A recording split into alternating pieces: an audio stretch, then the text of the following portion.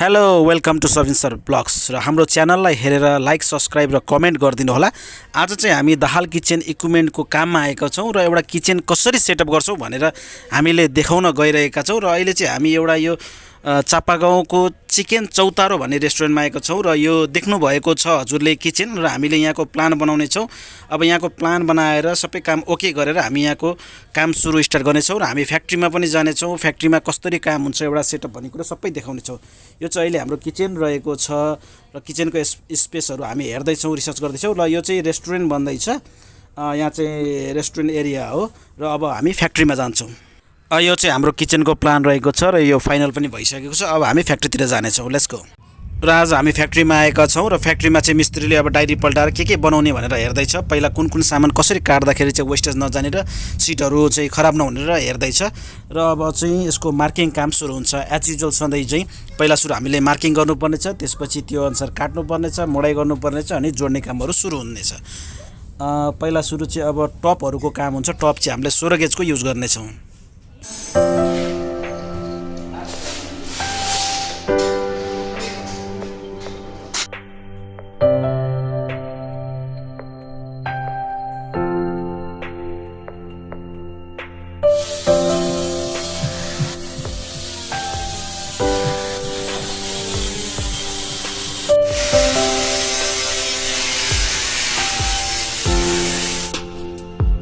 Hello welcome to Sabin sir blogs back again. आज हामी दाल फ्याक्ट्रीमा छौँ र हामीले चाहिँ यो चापागाउँमा hello welcome to Sabin sir back again. आज हामी दाहाल किचन फ्याक्ट्रीमा आइसकेका छौँ र हामी चापागाउँको काम सुरु गर्न गइरहेका छौँ। र चापागाउँमा चाहिँ चिकन चौतारो भन्ने रेस्टुरेन्ट छ र हामीले सिटहरू मार्किङ गरिसकेका छौँ र अब हामी काम त्यसको सुरु गर्नेछौँ। सुरु केटा हो। अब धमाधम हामी कसरी एउटा किचन रेस्टुरेन्ट तयार गर्छौँ तपाईँ हेर्नु होला। हाम्रो युवा जोसहरू एकदमै जुरपुराएर काम गर्ने छ नि रुस्से तपाईँ। कति छिटो हाम्रो कारखानामा काम हुन्छ। अट्याक केटा हो अट्याक।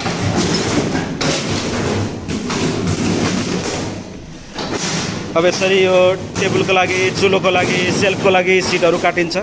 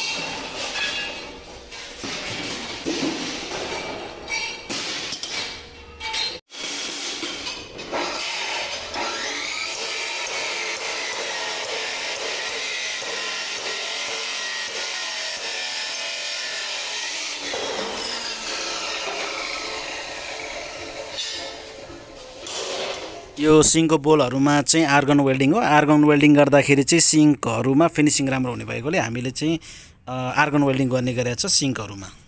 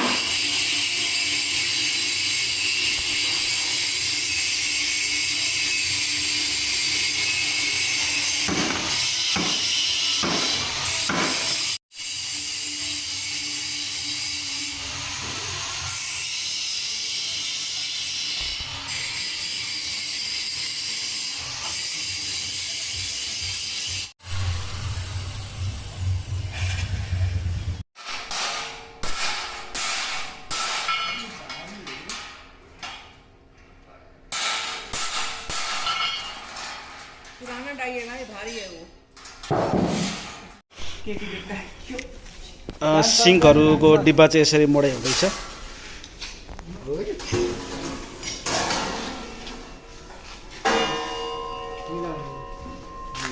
मिला भाइ मिला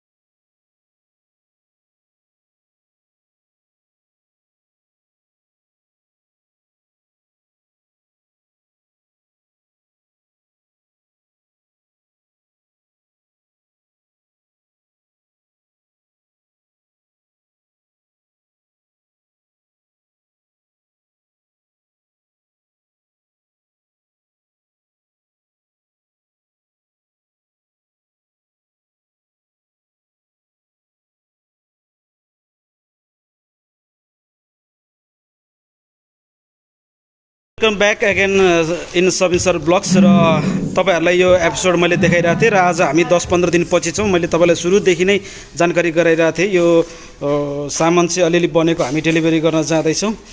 10 दिन अगाडिदेखि हामीले भिडियो बनाइरहेका छौँ र बनेको सामान चाहिँ हामी लोड गरेर जाँदैछौँ। यो चाहिँ चापागाउँको चौतारो भन्ने ठाउँमा पर्दछ र अघि अरू जानकारी तपाईँहरूलाई हामी देखाउने नै छौँ।